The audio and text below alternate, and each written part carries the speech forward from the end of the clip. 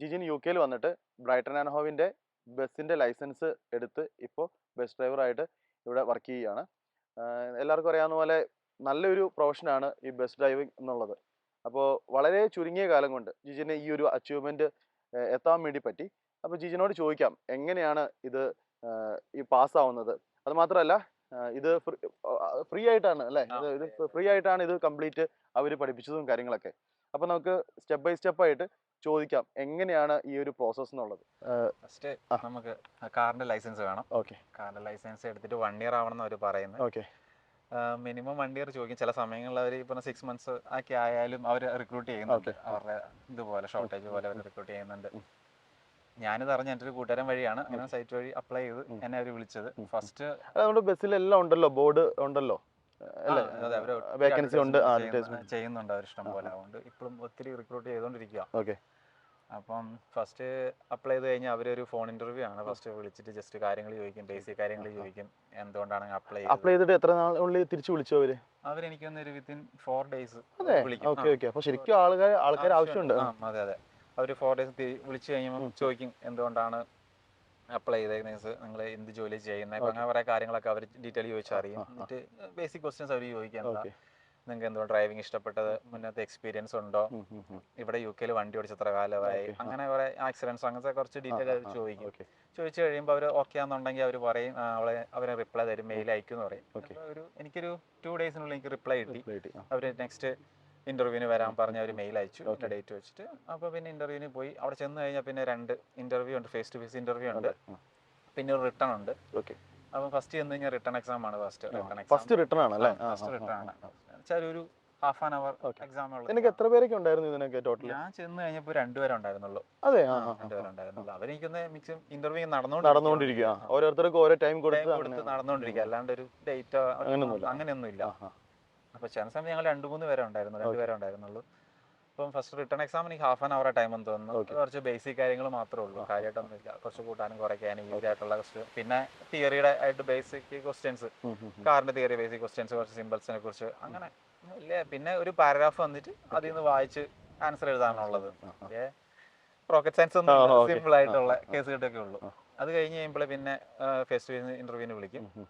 Interview വിളിച്ചു കഴിയുമ്പോൾ അവര് അത് എത്ര ദിവസം കഴിഞ്ഞിട്ടാ? അന്ന് തന്നെ വിളിക്കും, ചോദിക്കും. അന്ന് തന്നെ ഇന്റർവ്യൂവിന് വിളിച്ചു കഴിഞ്ഞാൽ അവര് നമ്മൾ ഫോണിൽ ചോദിച്ച കാര്യങ്ങൾ വീണ്ടും ഒന്നുകൂടെ ചോദിക്കും. പിന്നെ അവര് എന്താ ചോദിക്കുക, ഇന്റർവ്യൂവിന്റെ മറ്റേ എക്സാമിന്റെ കാര്യം പറയും. എക്സാം ഉണ്ട്, ക്ലിയർ ആയെങ്കിൽ ക്ലിയർ ആയെന്ന് പറയും, ഇല്ലെങ്കിൽ ഇന്ന മിസ്റ്റേക്സ് ഉണ്ടെന്ന് അവര് പറയും. അത് പറഞ്ഞു കഴിഞ്ഞാൽ പിന്നെ അവര് പിന്നെ നമ്മളോട് എന്താ UK നമ്മുടെ വിസ ടൈപ്പ് കാര്യങ്ങൾ ചോദിക്കും. അങ്ങനെ ബേസിക് തിയറി ബേസ്ഡ് ആയിട്ട് അങ്ങനെ ഡീപ്പ് ക്വസ്റ്റ്യൻസ് കാര്യങ്ങളൊന്നും ഇല്ല. അവർക്ക് അത്യാവശ്യം ലാംഗ്വേജ് ടെസ്റ്റ് ചെയ്യും, പിന്നെ അത്രയ്ക്കേ ഉള്ളൂ. കൂടുതൽ ഡീപ്പായിട്ട് ചോദിക്കുന്നൊന്നുമില്ല. എല്ലാം കൂടെ ഒരു അരമണിക്കൂർ ഇന്റർവ്യൂ, അരമണിക്കൂർ എക്സാം, അത്ര വരത്തുള്ളൂ. അത് കഴിഞ്ഞ് നമ്മൾ സക്സസ്ഫുൾ ആണെങ്കിൽ അവർ അപ്പം തന്നെ നമ്മളോട് പറയും ഇന്റർവ്യൂവിന്റെ എൻഡ് ഓഫ് ദി ടൈം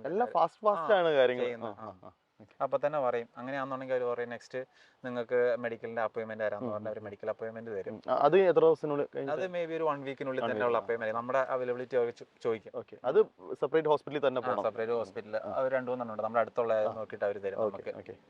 അപ്പം അത് അവിടെ പോയ പിന്നെ ഐ ടെസ്റ്റ് കാര്യങ്ങളൊക്കെയാണ് ചെക്കപ്പ്. അത് അവരുടെ ഒന്നുമില്ല, ഒരു ഇതുപോലെ half an hour eye test, നമ്മൾ കളർ ബ്ലൈൻഡ്നെസ് ഉണ്ടോ, അതൊക്കെ കാര്യങ്ങളൊക്കെ ചെയ്ത് കഴിഞ്ഞാൽ അത് ക്ലിയർ ആണെന്നുണ്ടോ അവർക്ക് റിസൾട്ട് കിട്ടിക്കഴിഞ്ഞാൽ അവർ നമുക്ക് മെയിൽ ചെയ്യും, അല്ലെങ്കിൽ വിളിക്കും. അല്ലെങ്കിൽ മെയിൽ ചെയ്തിട്ട് നമ്മളോട് ചോദിച്ചു അപ്ലൈ ജോയിനിങ് ഡേറ്റ് അപ്പോൾ സക്സസ്ഫുൾ ആണ്, നിങ്ങൾക്ക് അപ്ലൈ ജോയിൻ ചെയ്യാൻ പറ്റുന്ന അവർ ചോദിക്കും.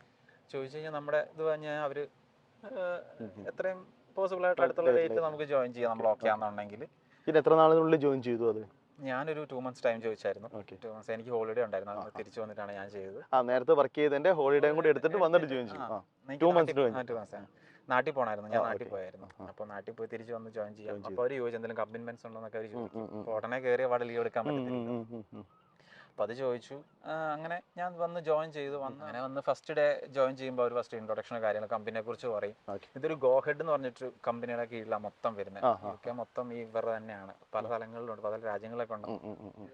ഫസ്റ്റ് ഡേ ഉള്ളത് ഇൻട്രൊഡക്ഷൻ കാര്യങ്ങളൊക്കെയാണ് ഫസ്റ്റ് ഡേ. പിന്നെ എന്ന് വെച്ചാൽ മെയിൻ കാര്യം എന്ന് വെച്ചാൽ നമുക്ക് വിത്ത് സാലറി ആണ് ഒരു ട്രെയിനിങ്. ജോയിൻ ചെയ്യുന്നതായിട്ട് നമുക്ക് സാലറി ഉണ്ട്, ബേസിക് സാലറി ഉണ്ട്. ഫസ്റ്റ് 6 months നമുക്ക് ബേസിക് സാലറി ആണ്. അത് കഴിഞ്ഞാലാണ് നമുക്ക് യഥാർത്ഥ ഡ്രൈവർ സാലറി. പിന്നെ ഇവര് ട്രെയിനിങ് എന്ന് വെച്ചാൽ ഫസ്റ്റ് എന്താ പറയാ, ഫസ്റ്റ് നമ്മൾ 4 ടൈപ്പ് തിയറി ഉണ്ട്, ഓക്കെ. അത് ക്ലിയർ ചെയ്യണം. ഈസിയാണ്, ഒരു മീഡിയം, ഓക്കെ. കുഴപ്പമില്ല. ഫസ്റ്റ് നോർമൽ കാറിന്റെ പോലെ തന്നെ തിയറി എക്സാം ഒരെണ്ണമുണ്ട്, എല്ലാത്തിലും പോലെ 80% മാർക്ക് അതിനും വേണം. ഓക്കെ. രണ്ടാമത്തെ ഒരു വേറൊരു ടെസ്റ്റ് ഉണ്ട്, ടെസ്റ്റിന്റെ പേര് ഞാൻ മറന്നു. ഞാൻ ആഡ് ചെയ്യാം. ഓക്കെ, ആ ടെസ്റ്റ് അതിലും ഇതേപോലെ ഒരു 50-ൽ 40 വേണം. പിന്നെ നോർമലി 40. പിന്നെ ഹസാർഡ് എല്ലാത്തിലും 80-90% മാർക്ക് വേണമല്ലേ?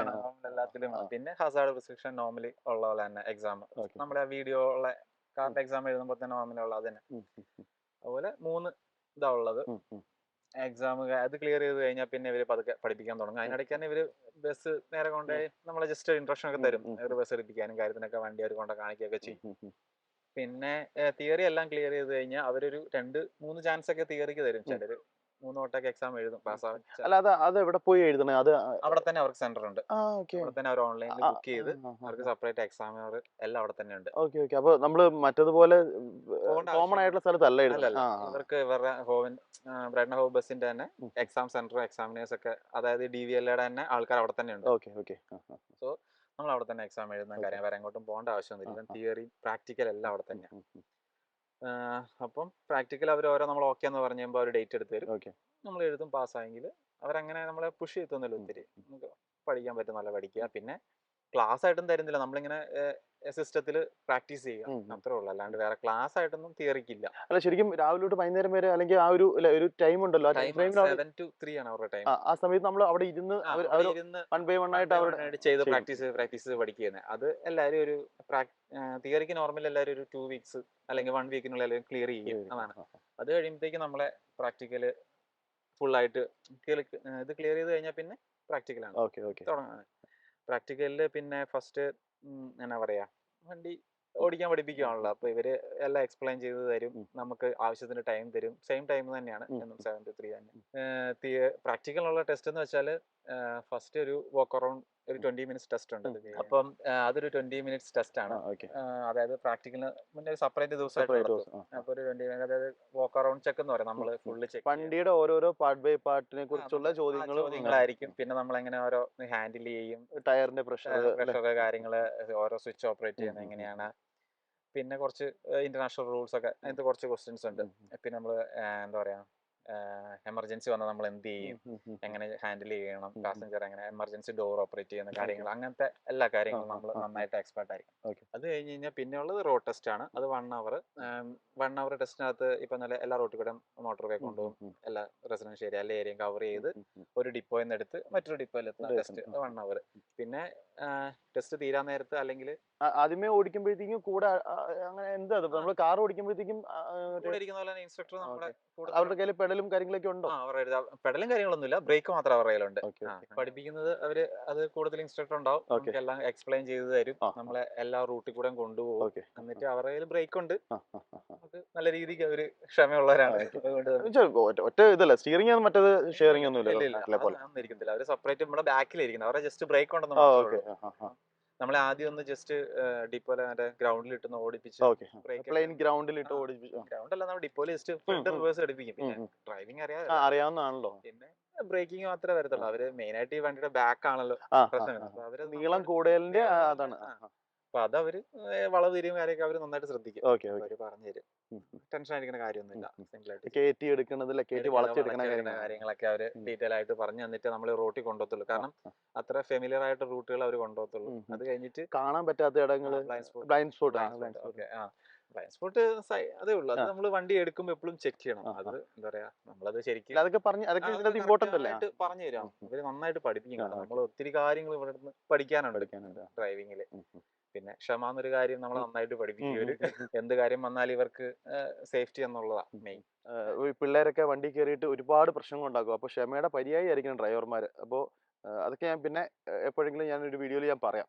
എന്തായാലും പറഞ്ഞോ. അങ്ങനെ ഈ തിയറി ടെസ്റ്റ് നമുക്കൊരു ഓൾമോസ്റ്റ് 25 hours നമുക്ക് ട്രെയിനിങ് തന്നു കഴിയുമ്പോൾ അവർ നമ്മൾ റെഡിയാണെന്നുണ്ടെങ്കിൽ അവർ ടെസ്റ്റ് ബുക്ക് ചെയ്യും. പ്രാക്ടിക്കൽ ട്രെയിനിങ് ഒരു 20 hours ഓടിച്ചു കഴിയുമ്പോഴത്തേക്ക്. എത്ര തവണ എഴുതിയത്? എനിക്ക് സെക്കൻഡ് ടെസ്റ്റിലാണ് കിട്ടിയത് ആ. തിയറി, അല്ല പ്രാക്ടിക്കല്. ഓക്കെ. സെക്കൻഡ് ടെസ്റ്റിലായിരുന്നു, ആദ്യത്തേൽ ഫെയിലായി. അത് അവര് ഒന്നും പറഞ്ഞില്ല, അവര് പറഞ്ഞു ഓക്കെ നെക്സ്റ്റ് ആയിട്ട് ട്രൈ ചെയ്യുന്നു പറയും. ഇപ്പം ചെറിയ മിസ്റ്റേക്കിനാണല്ലോ ഇപ്പൊ എനിക്ക് ലാസ്റ്റ് കെർവില് തട്ടിട്ടായിരുന്നു. എല്ലാം കഴിഞ്ഞിട്ട് തിരിച്ച് ഡിപ്പോയിലേക്ക് കയറുന്ന സമയത്ത് കെർവില് തട്ടിയിട്ടാണ് ആ. ലാസ്റ്റ് ഞാൻ ഓ, ഫെയിൽ ഓ, ആയത്. ഓ, ഓ. പിന്നെ ഈ അതുവരെ ഓക്കെ ആയിരുന്നു അല്ലേ? വലിയ കുഴപ്പമില്ല, ഓ. 3-4 മിസ്റ്റേക്ക് ഉം, ഉണ്ടായിരുന്നുള്ളൂ. ഉം, ഉം. എത്ര മിസ്റ്റേക്ക് അങ്ങനെ വല്ല അറിയാവോ അത്? ഇവിടെ ഇപ്പം 10 മിസ്റ്റേക്ക് ആണ് ആ, ഫസ്റ്റ് ആ, ആ. 10 മിസ്റ്റേക്ക് വരെ. Minor mistake minor mistake. കുഴപ്പമില്ല. മേജർ മേജർ ഒരു ഒന്ന് പാടില്ല. മതി. ഫെയിൽ ആവാൻ ഒന്ന് മതി. ഒന്ന് മതി, മേജർ ഒന്ന് മതി. കാറ് പോലെ തന്നെ. കാറ് പോലെ തന്നെ. പിന്നെ ഇവര് നമ്മൾ മെയിൻ ആയിട്ട് പാസഞ്ചർ സേഫ്റ്റി നമ്മളെപ്പോഴും ബ്രേക്കിംഗ് എപ്പോഴും നന്നായിട്ട് ശ്രദ്ധിക്കണം. അക്കാര്യത്തിലൊക്കെയാണ് ഇവർ സേഫ്റ്റിയാണ്. ഇപ്പൊ നമ്മൾ എത്ര ലേറ്റ് ആയാലും കുഴപ്പമില്ലെന്ന് ഇവര് പറയുന്നത്. മാക്സിമം സ്ലോ ആയിട്ട് സേഫ്റ്റി ആയിട്ട് എടുക്കുക. അതെ, വണ്ടി പതുക്കെ ഇത് ഹൈബ്രിഡ് ആണോ ഈ സാധനം, എഞ്ചിൻ? ഇത് രണ്ടും കൂടെ ഹൈബ്രിഡും ഇലക്ട്രിക്കും ഡീസലിന്റെ മിക്സ് അല്ലേ? സൗണ്ട് ഒന്നുമില്ല, വണ്ടി സൗണ്ട് ഒന്നും ഓടിക്കാനൊക്കെ നല്ല സുഖമാണ്. പക്ഷെ ട്രെയിനിങ് വണ്ടി വെറും പഴയ പഴയ വണ്ടിയാണ്. വണ്ടിയാ അല്ലേ? അത് ഞാൻ ചോദിക്കാൻ വേണ്ടി വന്നേ.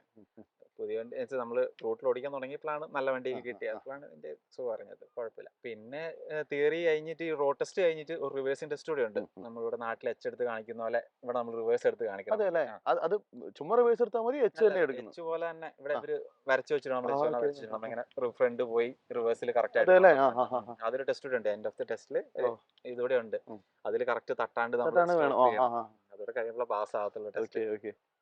ടെസ്റ്റ് പാസ്സായി കഴിഞ്ഞാൽ അത് പാടായിരുന്നോ? അത് റിവേഴ്സിംഗ് വലിയ കുഴപ്പമില്ല. നമുക്കത് കറക്റ്റ് അവർ പറഞ്ഞു തരും എവിടുന്നാണ് ഓടിക്കേണ്ടത്, എവിടെ എത്തുമ്പോൾ കറക്റ്റ് റിട്ടേൺ പറഞ്ഞു തന്നെ. അതിന്റെ ഒരു 5-6 പ്രാവശ്യം പ്രാക്ടീസ് ചെയ്യുമ്പോൾ പിന്നെ ബാക്കി റോഡ് ടെസ്റ്റിലാണ് നമ്മുടെ ഭാഗ്യം വേണം. ഭാഗ്യം കൂടെ ഉണ്ടെങ്കിൽ നമ്മളത് ഓപ്പോസിറ്റ് വരുന്ന വണ്ടിയും കാര്യങ്ങളൊക്കെ എങ്ങനെയാണെന്നൊന്നും പറയാൻ പറ്റത്തില്ല. ആ ഒരു ഇത് അത്രത്തോളം ഭാഗ്യം പോലെ ഇരിക്കും എന്ന് പറഞ്ഞാലാണ്. റോഡ് ടെസ്റ്റ് 1 മണിക്കൂർ നമുക്കൊരു 10 മിനിറ്റ് പോലെ തീരും കേട്ടോ. അത്രേ ഉള്ളൂ. നമ്മളും ടെൻഷനിലാണല്ലോ ഇരിക്കുന്നത്. പിന്നെ അവരും ഈ പറഞ്ഞാലെ എന്താ പറയാ, ചെറിയ മിസ്റ്റേക്ക് വരെ നോക്കി പറയും. പിന്നെ റൗണ്ട് അബൌട്ട് ഒക്കെ എടുക്കുമ്പോൾ ഒത്തിരി ശരിക്കും അവര് നമ്മളെ പ്രൊമോട്ട് ചെയ്യാൻ അല്ലെ, മാക്സിമം ആളുകളെ ഡ്രൈവേഴ്സിനെ വേണല്ലോ. അപ്പൊ അങ്ങനെ അവരുടെ ഭാഗത്തുനിന്ന് ഒരു സപ്പോർട്ടീവ് ആയിട്ട് തോന്നിയായിരുന്നു?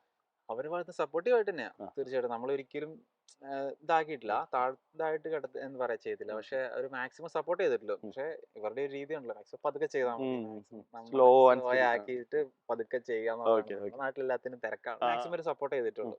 പ്രാക്ടിക്കൽ കഴിഞ്ഞാൽ പിന്നെ റൂട്ട് ലേണിംഗ് ആണ് അതിന് ശേഷം വരുന്നത്. റൂട്ട് ലേണിംഗിന് ഇവര് നമ്മളെ പിന്നെ അത്രയും പിന്നെ റിലാക്സ്ഡ് ആട്ടോ. ലൈസൻസ് കിട്ടിക്കഴിഞ്ഞാൽ പിന്നെ സമാധാനം. റൂട്ട് ലേണിംഗ് നമുക്കൊരു 2 വീക്സ് ട്രെയിനിങ് ഉണ്ട്. അതായത് ഒരു ബസ് നമ്പറിൽ ആ ബസ് ഏതൊക്കെ റൂട്ടിലാണ് പോണേ, ഏത് വഴിയിലേക്ക് കയറി പോണേ എന്നുള്ളത് കറക്റ്റ് നമ്മൾ ഓടിച്ച് പഠിക്കണം. പിന്നെ 2 വീക്സ് കഴിഞ്ഞ് കഴിഞ്ഞാൽ പിന്നെ നമ്മുടെ സ്വന്തം ഡിപ്പോയിലോട്ട് ട്രെയിനിങ് ബ്രൈറ്റണിലും എന്റെ ഡിപ്പോ ഹോവുക. അപ്പം അതുവരെ ഒരു 2 വീക്സ് ലൈസൻസ് കിട്ടിക്കഴിഞ്ഞ ശേഷം റൂട്ട് ലേണിംഗ് തന്നെ ഉണ്ടായിരുന്നു. ട്രെയിനിങ് റൂട്ടിൽ പഠിച്ചു കഴിഞ്ഞ് നമ്മൾ ഓക്കെ ആണ് ഒരു അത്ര ചോദിക്കും കേട്ടോ നമ്മളോട്. ഒന്നും കൂടെ പാസഞ്ചേഴ്സ് വരില്ലല്ലോ? ഇല്ല, അപ്പം പാസഞ്ചേഴ്സ് ഒന്നുമില്ല ആ ടൈമിൽ. അത് കഴിഞ്ഞ് നമ്മളോട് ഡിപ്പോ പോകുന്നതിന് മുന്നേ ചോദിക്കും, നിങ്ങൾ റൂട്ട് ലേണിംഗ് കൺഫേം നന്നായിട്ട് കോൺഫിഡന്റ് ആണെന്ന് ചോദിക്കും. അങ്ങനെയാണെങ്കിൽ മാത്രം നമുക്ക് ഇനി ഇല്ല 1 വീക്ക് കൂടെ റൂട്ട് ലേണിംഗ് പണി അവർ സമ്മതിച്ചു തരും കേട്ടോ. അങ്ങനത്തെ കുഴപ്പമൊന്നുമില്ല.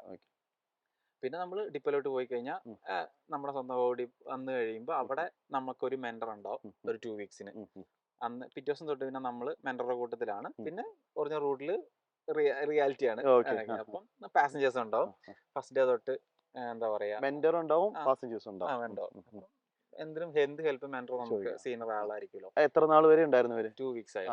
അപ്പൊ അയാള് 2 വീക്സ് ഉണ്ടാവും. നമുക്ക് റൂട്ടിന്റെ സംശയങ്ങൾ തീരും. പിന്നെ ടിക്കറ്റിങ്ങിന്റെ കുറെ കാര്യങ്ങൾ സംശയങ്ങൾ ഉണ്ടാവും. ടിക്കറ്റിംഗിൽ ഒത്തിരി കാർഡ് ഒന്നെങ്കിൽ കാർഡ്, പിന്നെ മറ്റേ മൊബൈലിൽ ചെയ്യാൻ പറ്റും. പിന്നെ ക്യാഷ് ആയിട്ട് വരുന്ന വെച്ചാൽ ഒരു എന്താ പറയാ, ദിവസം ഒരു മാക്സിമം ഒരു 20 പൗണ്ടിന്റെ കിട്ടിയാലായി. എല്ലാവർക്കും കാർഡായിരിക്കും. എല്ലാവരും കാർഡ് 90% ആൾക്കാരും കാർഡായിട്ട്. പിന്നെ ക്യാഷ് ആയിട്ട് കൊണ്ടുവരുന്ന എല്ലാവരും കറക്റ്റ് ചേഞ്ച് കൊണ്ടുതരും. അതുകൊണ്ട് പിന്നെ അതൊരു ബുദ്ധിമുട്ടല്ല. ടിക്കറ്റിംഗ് എന്ന് പറയാൻ ഒന്നുമില്ല, നമുക്ക് പഠിക്കാൻ അത്രേ ഉള്ളൂ. പിന്നെ 1-2 ഡിസ്കൗണ്ട് ടിക്കറ്റും ഡേ സേവറും കാര്യങ്ങളൊക്കെ ഉണ്ട്. പഠിച്ച് മെന്ററോട് 2 വീക്സ് കഴിഞ്ഞാൽ പിന്നെ തന്നെയാണ്. പിന്നെ നമുക്കൊരു ആദ്യത്തെ 2-3 ദിവസം ബുദ്ധിമുട്ടുണ്ടാവും. എന്താ പറയാ, പിന്നെ പുതിയതിന്റെ പിന്നെ റോഡിൽ ഒത്തിരി കസ്റ്റമേഴ്സ് സംശയങ്ങൾ ചോദിക്കും, പിള്ളേര് പ്രശ്നം ഉണ്ടാക്കും. എന്താ പറയാ, അറിയാലോ ഇവിടുത്തെ പിള്ളേർ എങ്ങനെയാണ് ബിഹേവ് ചെയ്യാൻ. ഒത്തിരി പേര് ടിക്കറ്റ് ഇല്ലാണ്ട് വരും. അങ്ങനെ പ്രശ്നങ്ങൾ നമ്മൾ ഹാൻഡിൽ ചെയ്യാം.